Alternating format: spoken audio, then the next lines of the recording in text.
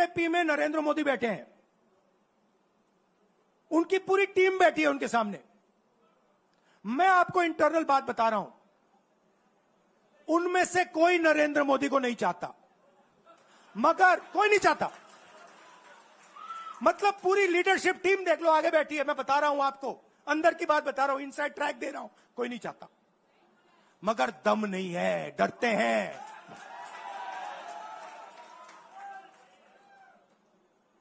अगर नरेंद्र मोदी जैसा leader Congress party में होता, पूरी कांग्रेस पार्टी खड़े हो जाती, कहती है नहीं हम डरते नहीं है, हटो यहां से। मगर उनकी पार्टी में दम ही नहीं है, उनके कार्यकर्ताओं में दम नहीं है। आप देखो ना, एक आदमी खड़ा है वहां पे, सबकी हवा निकल गई। मतलब कार्यकर्ताओं की हवा निकल गई, आरएसएस की हवा निकल गई, सारे लीडर्स की हवा निकल गई। सच बोल रहा हूं ना। और हमारे मतलब छोटा कार्यकर्ता होता है, टाइगर होता है, आता है कांग्रेस प्रेसिडेंट के सामने, आता है राहुल गांधी के सामने, आता है, कहता है भैया मेरे दिल में ये बात है, आपको ना लगे मैं तो बोल रहा हूं। तो ये है कांग्रेस पार्टी। नमस्कार। उम्मीद है आप लोग स्वस्थ और आनंद होंगे। भारतीय राजनीति 10 साल के बाद अब एक ढर्रे पे जाती दिख रही है। ढर्रा सिंपल सा सीधा सीधा सही है कि जो सत्ता पक्ष है वो दबों में चूर है और नाकारा है, और विपक्ष जो पहले ये कहा जा सकता है कि नाकारा तो नहीं कहेंगे, लाचार था, वो अब धीरे धीरे मतलब अपनी रास्ता पकड़ रहा है। ऐसा क्यों हुआ, ये बड़ी वाजिब सी बात है, जानते भी आप लोग, लेकिन मैं राज्यों की चर्चा चल रही है इसलिए थोड़ा सा फिर से एक्सप्लेन कर दे रहा हूँ। अगर आप लोग ठंडे दिमाग से सोचें तो नरेंद्र मोदी जब आए थे पावर में, उस समय वो तरह तरह के झूठ बोल के पावर में आए थे और तरह तरह के ऐसे वादे करके पावर में आए थे जो उनको भी शायद मालूम था कि वो पूरा नहीं कर पाएंगे। लेकिन चूंकि भारतीय जनता पार्टी लंबे समय से सत्ता से बाहर थी, कम से कम पिछले 10 साल से, अटल बिहारी की वाजपेयी के सत्ता में आने के बाद से, और वो सत्ता में किसी भी तरीके से आने के लिए व्याकुल थी, और उधर नरेंद्र मोदी जी को अडानी अंबानी का साथ मिल गया था, अडानी अंबानी और उन जैसों का साथ मिल गया था। तो कुल मिलाकर के एक पूरा मतलब एक झूठा प्लान तैयार किया गया, जिसमें झूठ और क्या नाम है गलत वायदों की भरमार थी। ये चीज़ें बहुत जोर न पकड़ पाए, इस मतलब जाहिर सी बात है, नरेंद्र मोदी इतने सीधे तो है नहीं, लंबे समय से राजनीति में है, तो इतना उनको मालूम था कि इस तरीके के साथ जब वो इतने झूठे वायदे करके और वो सब करके पावर में हम लोग आ जाते हैं तो उसके बाद प्रेस उनके पीछे पड़ जाएगा। तो इसलिए वो सीधे से फिर दूसरा काम उन्होंने ये किया कि गुजराती क्या नाम है व्यापारी वर्ग से आते हैं वो, तो उन्होंने सीधे सीधे प्रेस को भी काबू में कर लिया। और प्रेस भी बेसिकली चूंकि बनिए का ही होता है, तो उसको भी जो कम से कम हिंदुस्तान का जो प्रेस है उसको हिंदुस्तान के लेने देने से कोई फायदा नहीं है, ऐसा वो पहले कई बार साबित कर चुका है। इस बार भी उसने पैसा पकड़ा और हिंदुस्तान का मुस्तकबिल उसके भागे पहुंचा। इस तरीके से कुल मिला के सिलसिला चला। और दूसरी तरफ विपक्ष के साथ जो था, जो पहली बार हिंदुस्तान में इत्तेफाक से हुआ कि कांग्रेस कई वजहों से पूरी तरीके से मतलब बतौर पार्टी बहुत कमजोर हो चुकी थी। हालांकि वो उसके जस्ट पहले 10 साल सत्ता में रही थी अपने पूर्ण कर्मों के चलते, लेकिन जब वो सत्ता से बाहर हुई तो पार्टी के लिहाज से पूरी तरीके से पक्व हो चुकी थी, और राहुल गांधी भी उतने परिपक्व नहीं हुए थे, नंबर 1। और नंबर 2, कांग्रेस जो थी वो कहीं ना कहीं उस किस्म की डर्टी पॉलिटिक्स नहीं करती थी जैसे कि भारतीय जनता पार्टी ने की। ऐसी पॉलिटिक्स का कांग्रेस को कभी अंदाजा ही नहीं था कि ऐसा हो सकता है। न केवल कांग्रेस बल्कि जितनी भी विपक्षी पार्टियां थी, चाहे वो शिवसेना थी, चाहे वो राष्ट्रीय कांपा थी, चाहे कांग्रेस थी, चाहे जितनी थी, भारतीय जनता पार्टी वाले ऐसे ऐसे सत्कर्म करेंगे इसका अंदाजा उन लोगों को नहीं था। तो इसलिए जब ये सब काम होने लगे तो पहले तो वो सब भौचक रह गए कि वो क्या रहा है। बहरहाल धीरे धीरे फिर उन लोगों ने भी रास्ता पकड़ा। और एक चीज़ और थी जिसको मैंने पहले भी कई बार बताया, आप चर्चा चली इसलिए फिर आज बता रहा हूँ, कि वो जो पिछला 10 साल था जिसमें नरेंद्र मोदी थोड़ा ज़्यादा सफल तो नहीं कहेंगे, मतलब काम करते नजर आए, उसका कारण एक ये भी था कि राहुल गांधी 2 मोर्चों पर लगातार लड़ रहे थे। एक मोर्चा तो ये था कि उनको कांग्रेस के अंदर से ही बहुत से क्या नाम प्रहार झेलने पड़ रहे थे। कांग्रेस जो अंदर से कांग्रेस की जो लॉबी, जो एक उन लोगों ने 29 लोगों का दल बनाया था, कि अंदर से लॉबी का प्रहार उनको झेलना पड़ रहा था, जो चाह रही थी कि राहुल गांधी पार्टी के शीर्ष पर न पहुंचे, और बाकी भारतीय जनता पार्टी जो उनको पप्पू वप्पू बनाने का जो था पूरा वो तो आंदोलन छेड़ी हुई थी। ये भी था एक चीज। तो कुल मिलाकर के विपक्ष एकदम पंग था, और भारतीय जनता पार्टी जो थी तरह तरह के झूठे वायदों पर सवार होकर के और प्रेस को क्या नाम है कुचल करके एकदम रास्ता उसने अपने लिए हमवार कर दिया था। वो 10 साल सामने दिखाई दिए। अच्छा, उसमें भी उन 10 सालों में भी 2 हिस्से रहे। पहला हिस्सा तो जो अगर आप याद करें तो पहला हिस्सा जो था वो नरेंद्र मोदी का पहला कार्यकाल अगर आप देखें तो उसमें कुछ खास नहीं हुआ। खाली नरेंद्र मोदी सत्ता पर बैठे रहे और थोड़े बहुत चूंकि सत्ता में बैठे थे इसलिए कम काम करते रहे, और उसके बाद उन्होंने वो पुलवामा वाला कांड रचा और उसके चलते उस राष्ट्रवाद के अंदर में वो दोबारा पावर पे आए। जो सारे धतकर्म मोटे तौर पर नरेंद्र मोदी ने किए वो इन 5 सालों में किए, सारे के सारे जो थे पहले भी किए, एक आध पहले भी किए, लेकिन इनकी ज़्यादातर ऐसे काम जो इसके चलते नरेंद्र मोदी की क्या नाम है जिसको कहना चाहिए कि उनकी सरकार का नकारापन और उनकी सरकार की क्या नाम है जो सारी कमियां थी वो एक तरीके से इन दूसरे 5 सालों में खुल के सामने आई। चाहे वो कोरोना का प्रबंधन रहा हो, चाहे जो भी रहा हो, तो बार बार वही सब सारी बात, चाहे वो शिक्षा विभाग में चाहे क्या नाम है शिक्षा की गड़बड़ियाँ रही हो, चाहे वो नौकरियां का रोजगार का रहा हो, किसी को कुछ नहीं दे पाए हो, चाहे वो अग्निवीर का रहा हो, ये सब सारी जो ज़्यादातर कमियां थी वो इन्हीं 5 सालों में सामने आई होगी, जिसका नतीजा भी सामने आया। और इन्हीं 5 सालों में उन्होंने ये भी दूसरा भी दिखाया हो कि अगर विपक्ष थोड़ा बहुत जो मतलब जो भी था टूटा फूटा जैसा भी लगभग विपक्ष था वो राहुल गांधी के चलते के सामने जो थोड़ा बहुत उभर के सामने आया उसमें भी उन्होंने जो कुछ भी वो कर सकते थे वो सब उन्होंने किया। तमाम लोगों को जेल भिजवाया, मनमाने कानून पास करवाने के लिए 150 लोगों को निकलवा दिए, ये सब किया था। मैंने उनकी सत्ता है तो कैसी है ये इन 5 सालों में खुल करके सामने आया, जिसके बाद वो 303 से 240 पे आके गिरे।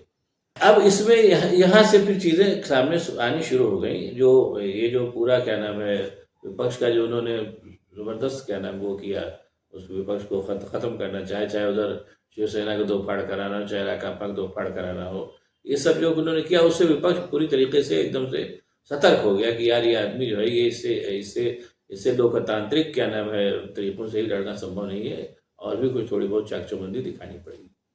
और विपक्ष ने दिखाई भी। जो गठबंधन हुआ वो अगर नरेंद्र मोदी शायद इस तरीके की हरकतें न करते तो गठबंधन न होता। बहरहाल गठबंधन हुआ और भी तमाम लोग सतर्क हुए कुल मिला करके, और साथ ही साथ जो नरेंद्र मोदी एंड कंपनी का कुशासन था उसने कुल मिला करके नरेंद्र मोदी एंड कंपनी को 303 से 240 में पटक दिया। लेकिन नरेंद्र मोदी अपनी आदत से लाचार, वो क्यों माने कि उनको कमी हुई, वो अपना जो कुछ था थोड़ा बहुत जुगाड़ उगाड़ बैठा के तीसरी बार प्रधानमंत्री बन गए, और तीसरी बार प्रधानमंत्री बनने के बाद भी उन्होंने वही सारे काम शुरू किए जो क्या नाम है संसद की इस बार के सत्र में सामने आए। उसी तरीके का भाषण जो किसी काम का नहीं था, और वो सब सारी बातें उन्होंने की। और उसके बाद अब इसके लेकिन इधर राहुल गांधी ने अपना रास्ता दूसरा अख्तियार कर लिया। वो जो थे उन्होंने नेता विपक्ष का क्या नाम है रोल पूरी तरीके से निभाने का मन बना लिया, क्योंकि वो समझ गए थे कि नेता विपक्ष का रोल निभाने पर ही उनको जो क्या नाम है उनकी पार्टी भी आगे आई है और उनकी भी हैसियत बढ़ी है। जब वो कुछ नहीं थे, मात्र सांसद थे, उस समय जब उन्होंने सरकार का विरोध किया उसके चलते ही फायदा ये हुआ कि आपकी वो नेता विपक्ष के बाकायदा पद पर आसीन हुए, और ये संदेश उन्होंने पकड़ लिया और आगे बढ़ गए, बाकी लोगों को साथ दे गए। अब राहुल गांधी का एक क्लियर कट है। अच्छा, मोदी जो है दिन ब दिन अपनी करनी से नीचे ही जा रहे हैं। वो भले किसी वजह से जुगाड़ उगाड़ लगा के तीसरी बार प्रधानमंत्री बन गए, लेकिन उनका मामला वही है। आसाम में बाढ़ से लोग परेशान हो रहे हैं, यहाँ सब कुछ हो गया, इतनी बड़ा हादसा हो गया, मणिपुर के दंगे अभी नहीं रुक रहे, उसके बावजूद अपना मोदी जी रूस की सैर करने चले गए। अब रूस में जाके वो क्या करेंगे भगवान जाने, कि किसी को नहीं पता। बहरहाल वो हर पहले मौके पे चले जाते हैं बाहर, ये उनकी शुरू से नीति रही है। खैर उस पर किसी को लेना देना नहीं हो, जो कुछ चाहे सो करे। इधर राहुल गांधी अपना काम एकदम बदस्तूर कर रहे हैं। अभी आज ही जैसे पहले वो उधर अभी 2-3-4 दिनों में भी काफ़ी काम उन्होंने किए। उधर मजदूरों के बीच में गए, तेग बहादुर कॉलोनी में सब देखा उन्होंने। इधर आज ही के दिन वो क्या नाम है फिर उसके बाद वो हाथरस गए, हाथरस में जाके उन्होंने सब कुछ देखा वेखा। अग्निवीर का मुद्दा जो है वो हाथरस जा करके उन्होंने वहाँ के लोगों को ढाढ़स बंधाया और सरकार से कहा, उत्तर प्रदेश सरकार से कि इनको मुआवजा ज़्यादा दिया जाए, इनको ज़्यादा मुआवजे के हकदार है।